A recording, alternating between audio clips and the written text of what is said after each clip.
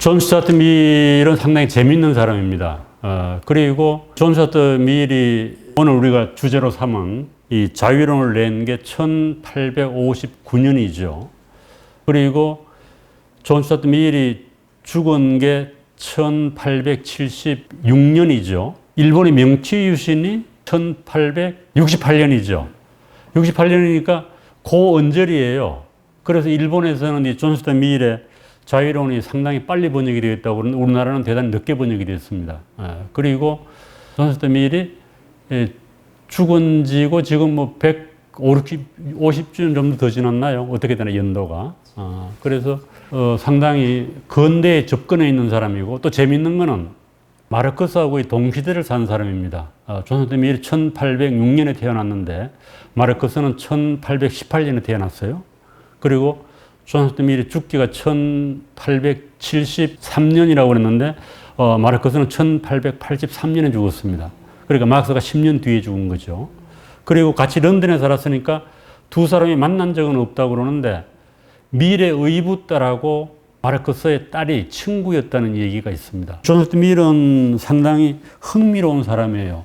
요즘 우리식으로 분류하면은 경제학자라고도 볼 수 없고 정치학자라고도 볼 수 없고 뭐 상당히 이렇게 르네상스적인 지식인 학문이 분화가 되지 않은 상태였기 때문에 책도 다양하게 냈습니다. 제가 앞으로 책을 소개해 드릴 텐데요. 그래서 대단히 어떤 종합적인 지식, 이렇게 오늘날처럼 전문화된 지식이라기보다는 보편적인 지식이라고 할까요?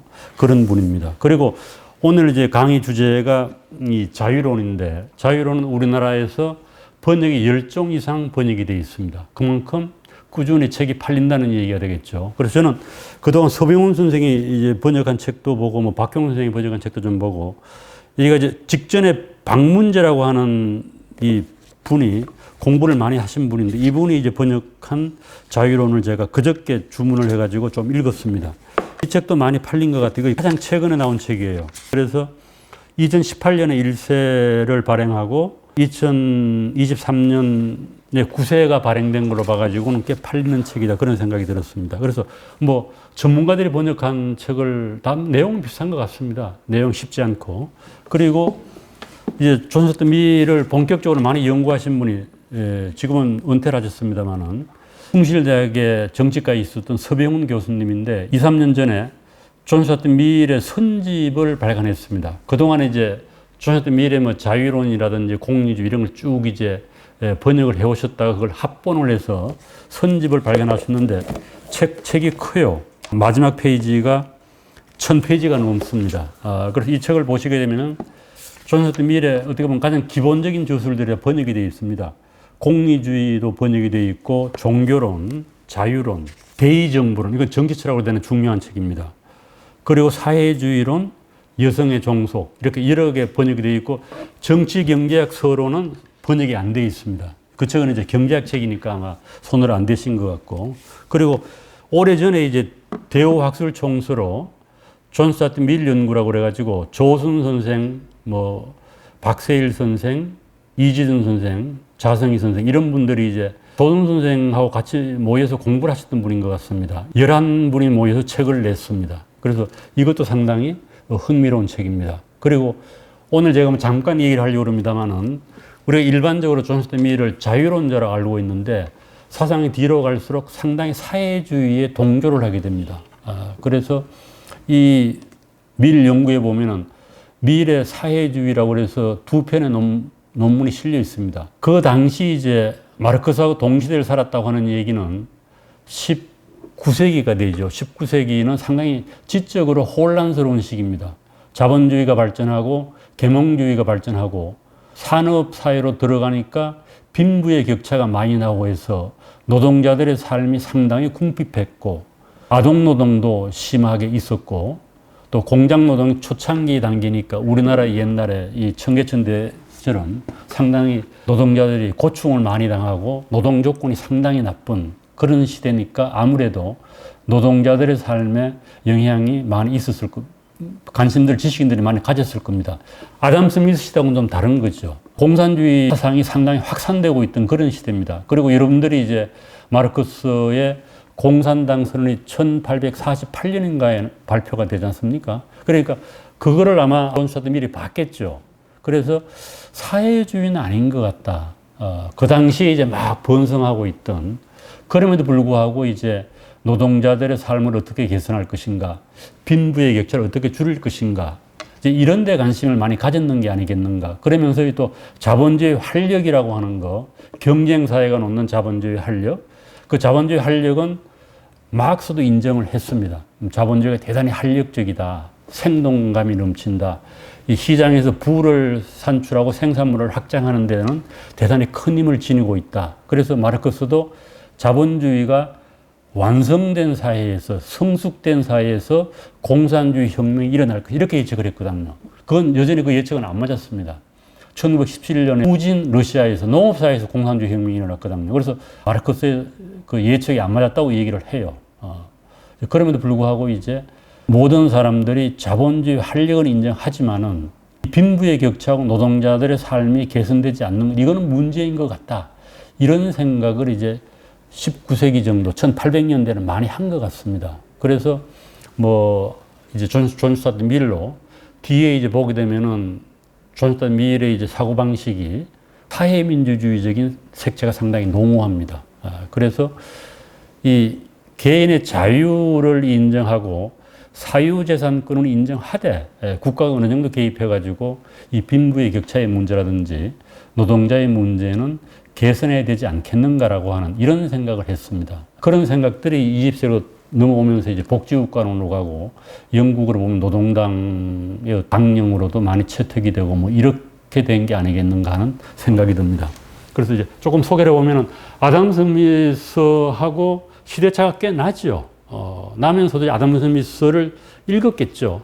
아담 스미스 리카드를 읽었다고 그럽니다. 그래서 그 자본주의, 아담 스미스 얘기했던 그 자본주의적인 어떤 생산 방식을 찬성하면서도 아담 스미스는 어떻게 보면 자유방임주의를 상당히 옹호했다고 볼 수가 있는데, 고전적 자유주의 특성이거든요. 그래서 그건 아닌 것 같다.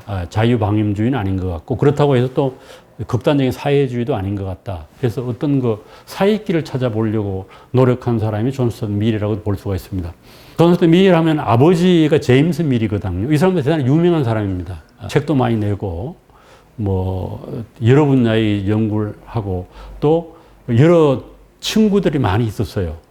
이 친구들을 자기 아들한테 소개시켜주고, 가장 이제 가까운 친구가 벤담입니다. 벤담. 공리주의를 제창 두는 친구예요. 그래서 어릴 적부터 제임스 밀은 존 스튜어트 밀을 공리주의자의 어떤 그 대성자라고 할까요? 후계자로 키우려고 했다. 이제 이런 생각을 해볼 수가 있고, 또 자기 아버지의 영향이겠죠. 십몇 세 때는 뭐 실제로 그 조수라고 할까? 벤담의 책을 하는데 편집자로 들어가서 읽고 고치고, 그래서 그다가 이름도 올려주고 벤담이 그랬다고 그럽니다. 그러니까 벤담과 상당히 밀접한 연관이 있고, 또 제임스 밀의 영향으로 존 스튜어트 밀이 공리주의를 그대로 이어받았다가 또 한때는 멀어져요. 야, 이거 아닌 것 같다, 공리주의가. 멀어졌다가 다시 또 공리주의로 돌아오게 됩니다. 그래서 밀을 우리가 서양 철학에서 얘기할 때는 벤담은 양적 공리주의를 제창한 사람이다. 우리가 대지의 철학이다 이런 얘기 많이 하지 않습니까? 행복한 대지보다 불행한 소크라테스가 낫다 한 말이 존 스튜어트 밀이에요. 그래서 양적인 공리주의에서 질적인 공주의로 발전시킨 사람이 존 스튜어트 밀입니다. 그리고 그 원래 공리주의는 뭐 개인의 행복에도 관심이 있었겠습니다만, 그 당시로 보게 되면은 사회 제도를 바꿀 수 있는, 이게 일종의 계몽주의적인 사고방식이죠. 이 사회를 좀 더 좋은 방향으로 바꾸어야 한다. 그럼 무슨 기준이 있어야 될 거 아니겠습니까? 좋다 나쁘다 하는 기준이 있어야 된다. 그래, 도덕과 법의 원리입니다. 그 벤담의 책 이름이. 도덕과 입법의 원리예요. 그러면 도덕과 입법의 기준이 될 수 있는 원리가 뭐가 있겠는가? 그게 바로 공리주의입니다. 최대 다수의 최대 행복, 우리가 많이 들어보던 이 얘기죠. 그래서 그 원리에 따라서 제도를 바꾸고 사회를 변혁하자라고 하는, 요즘식으로 하면 급진주의죠. 그 당시로 보면. 그래서 그걸 레디칼리스트라고 그래요. 레디칼리즘. 급진주의라고 하는 영국의 사조가 있었는데, 이 공리주의는 거기에 속했다라고 볼 수 있습니다. 그리고 이제 헨리어트 테일러 밀이라고 하는 이제 여성분이 우리가 그 읽었던 자유론에 보면은 이제 헬리엇들 얘기가 많이 나오죠. 이제 헬리엇들도 미래 영향을 상당히 영향을 많이 미치게 됩니다. 그래서 이거 뭐 뒤에 조금 얘기하겠습니다만은 20년 동안 서로 이렇게 좋아하고 존경하던 사이였다가 이제 유부녀입니다. 테일러는 이제 전 남편의 이 성이고 뒤에 또 밀이 들어갔지 않습니까? 그래서 전 남편이 죽은 뒤에 이제 존스턴 밀하고 결혼을 해요. 20년 뒤에. 그래서 8년인가 같이 살다가 우리 어떻게 보면 지적 동반자입니다. 그리고 이제 이 사진이 지금 남아있는 거는 이건 뭐 이 두 사진은 그렇게 정확한 것 같지가 않아요. 이 두 사진은. 이거는 이제 존스턴 밀하고 헬렌 테일러예요. 그러니까 테일러 남편 의붓 아버지죠. 존스턴 밀의 딸이 어머님이 돌아가신 뒤에 이제 의붓 아버지하고 상당히 오랫동안 이제 조수 비슷한 비서도 아니고 뭐 후견인. 그래서 십몇 년 동안에 밀하고 밀접한 관계를 맺습니다. 뭐 지적으로 이제 뒤에 책도 편집하고 많이 도와주고 이제 생활도 한번 같이 했을 거예요. 밥 해주고 그랬겠죠. 그래서 비서 역할을 해서 이렇게 사진을 같이 찍고 이런 거예요.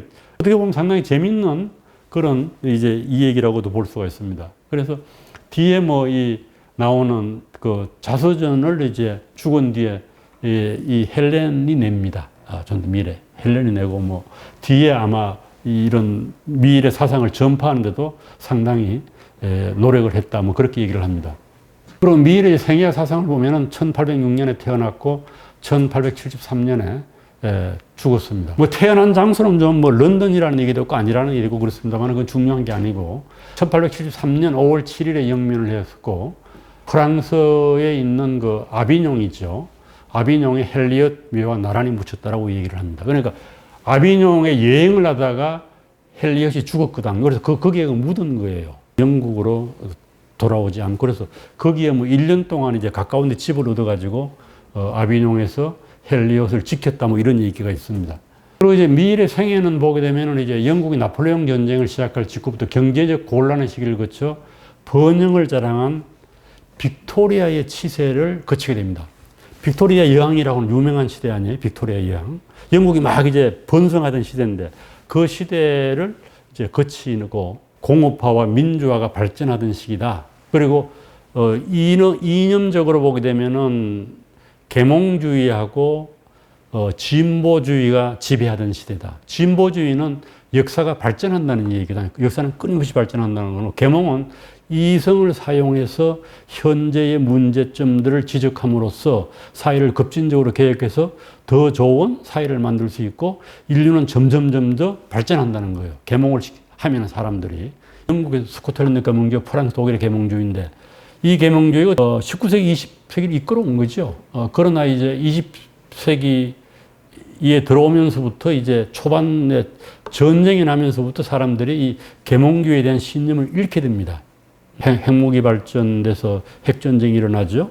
빈부격차 크지죠. 그래서 지금 뭐 또 환경 문제가 막 나오고 기후 문제 나오니까 이러다가 인류 망하는 거 아니야? 이런 생각들을 하는데 또 최근에는 그렇지 않다.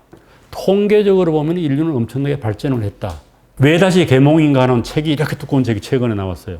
20년에 나왔는데 아마 번역이 우리나라에서 작년인가 됐나? 우리가 계몽에 대해서는 이제 그걸 버려서는 안 된다는 거지. 인류의 진보사관을. 그러나 그 당시 이제 이 19세기는 대단히 이제 계몽주의를 사람들이 받들었다고 볼 수 있고, 벤담의 친구의 아버지로부터 철저한 천재 교육을 받았습니다. 학교도 안 보내고 가정교육을 받아가지고 이제 3살 때 그리스를 배우고 소크라테스를 읽었다고 그래요. 3살 때부터 이제 그리스를 익히고, 우리나라식으로 하면 서당에 가는 건가요? 8살 때부터 라틴어를 배웠다. 그래서 13세 때는 리카도의 경제학 및 가세를 읽었다 해서 대단히 지적으로 성숙했다. 뭐 그렇게 볼 수 있습니다. 그래서 이 조선시대 미래 천재 교육에 대해서 어떻게 생각해야 될지 또 교육학계들은 여러 가지 얘기를 하고 있습니다. 그리고 또 재밌는 거는 대학의 교수도 아니고 전문적인 직장을 가지고 있었습니다. 자기 아버지가 동인도 회사에 다녔는데 1823년부터 1858년 동인도 회사가 망할 때까지예요. 망할 때까지 동인도 회사에 근무를 했습니다. 35년 정도 근무를 했죠. 일이 상당히 좀 헐거웠던 것 같아요. 런던에 있을 때는데, 동인도 회사가. 그래서 자기 뭐 집필도 하고 책도 쓰고 뭐 해서 아마 그냥 안정된 직장이라고 생각하면 되지 않겠는가 하는 생각이 듭니다. 그리고 1826년에는 정신적인 위기 상황에 봉착했다고 그럽니다. 아버지하고 뭐 이렇게 계속 교육을 받다 보니까 나는 한 번도 어린아이였던 적이 없다. 이렇게 자서전에 써놨거든요. 어릴 때부터 뭐 어른들하고 놀았나 보지. 그러니까 그래서 정신적 위기에 봉착해요. 내가 뭐지? 인생의 목적이 뭐지?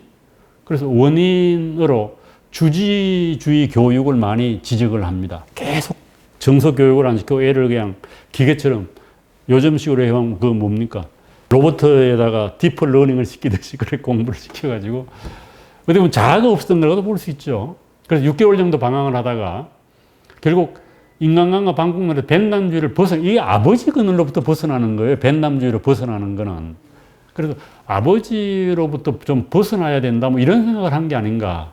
행복은 구한다고 얻어지는 것도 아니고 정서적인 능력이 대단히 중요하다는 걸 깨닫게 됩니다. 그래서 다시 이제 그 당시 이제 보면은 낭만주의에 빠져들어요. 그림, 음악, 전원의 아름다움을 도는 워즈워드라고 유명한 시인 아니에요? 낭만주의 시인이거든요.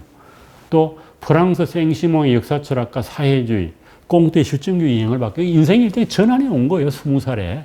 그래서 다시 이제 또 이제 공리주의에 관심이 가고 뭐 이제 이런 것들 26년이 해서 상당히 어떻게 보면 지적으로 거듭나게 되는 그런 단계를 거치게 됩니다. 그리고 1830년에 프랑스 혁명 소식을 듣고 저는 기뻐했다고 그럽니다. 이제 프랑스를 방문하게 되고, 그리고 1830년에 런던의 실업가 존 테일러의 초대를 받았는데, 이 둘이 관계는 어떤지 모르겠어요. 존 테일러라고 하는 사람이 뭐 돈을 좀 많이 번 사업가 같아요. 두 아이를 가진 부인 헨리에트 테일러를 만나게 됩니다. 헨리에트 테일러는 1807년이니까 존 스튜어트 밀보다는 1년 늦게 태어나가지고 좀 빨리 죽죠. 그래서 둘이 사랑에 빠져서 1849년 존 테일러가 암으로 사망하자 2년 뒤에 51년에 결혼을 하게 됩니다. 그러니까 결혼하고 한 7년 정도 사람밖에 못 살았죠.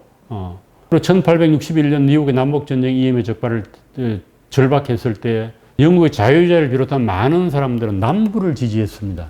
농업사회죠. 그런데 이제 노예제 폐지를 주장한 북부를 밀은 지지하게 됩니다. 이게 좀 생각이 달랐던 거죠. 그리고 1865년에 주변의 설득으로 국회의원에 출마하고 당선이 됩니다. 이게 또 재밌는 거예요. 정치적 직접 경험을 쌓아요. 그래서 웨스트민스터 자유당 하원의원이 되는데 그때 조건을 겁니다. 하원의원 이제 출마를 내가 승인을 하겠다. 나는 이런 조건으로 후보자로 승낙을 한다. 지방이익을 위해서 일하지 않는다. 자기 당의 의견은 구속되지 않는다. 이거 지멋대로 하겠다는 거 아니에요? 선거운동에 돈을 쓰지 않는다. 그 다음에 선거운동도 하지도 않겠다. 그래서 이런 조건을 이제 듣고 나가지고 주변에 있는 사람이 이렇게 얘기를 해요. 전능한 신도 저런 조건으로는 당선될 수가 없다. 선거를 아는 사람이. 그런데 다행스럽게 당선이 돼요. 그래서 3년 동안 의회에서 활동을 해요. 당연히 재선이 안 되겠죠. 그래서 1868년에 총선거에서 낙선을 하고 정계를 은퇴를 합니다. 그리고 이제 주요 저서들이 논리학의 체계, 이건 대단히 중요한 철학책입니다. 1843 논리학의 체계를 쓰고 1848년 이 공산당 선언에 나오던 그 해 아니에요. 정치 경제 원리를 씁니다. 그리고 59년에 자유론을 쓰고 61년도에 제2대의정부론 1861년에 공유를 쓰고 69년에 여성의 종소, 73년에 종교에 관한 에세이 3편을 쓰고 79년, 이건 6호지요. 사회주의, 챕터스 온 소셜리즘이라고 하는 사회주의론을 씁니다. 이 책에 번역이 되어 있습니다. 토론토 대학에서 가장 많이 인용이 되는 책입니다. 존 스튜어트 밀의 전집을 내게 돼요. 63년에서 91년에 거쳐서 33권으로 전집을 냅니다. 존 스튜어트 밀의 대표적을 다 모아놓은 거죠. 그러나 이제 뭐 판권이 안 돼서 그런지 지금 이렇게 여러분들 보시면은 뭐 영어로는 여러 책이 단행본으로 많이 나와 있습니다. 전집은 전집이고 전집이 비싸가지고 뭐 구해보기 힘들어서 그런겠죠. 자유론도 뭐 여러 버전이 있습니다. 영어로 된 것도. 우리나라에 보게 되면 자유론은 이제 저건 서병훈 선생이 번역한 표지입니다. 열 몇 종이 번역이 되어 있고 존 스튜어트 밀의 선집도 있고 존 스튜어트 밀의 자서전도 한 3종 정도 번역이 되어 있습니다. 그리고 공리주의도 서병훈 선생이 번역을 했고 이 정치경제학 원리는 3권으로 박동천 선생이 번역을 했습니다. 전북대학 정치학과 계신 것 같아요. 4권으로 번역이 된 것 같아요. 우리나라는 대단히 두껍게 번역이 되어 있습니다. 전집, 선집이죠. 4권. 4권이 동시에 번역이 되어 있습니다. 읽기도 힘들어요. 그래서 이 정치경제 원리는 이제 흔히 얘기할 아담 스미스의 국부론, 그 다음에 리카도의 아까 그 책하고 요거 세 번째로 나오는 경제학 교과서라고 그럽니다. 그래서 이제 대단히 이제 경제학에도 영향을 많이 미친 분이다. 그렇게 얘기를 할 수가 있겠죠.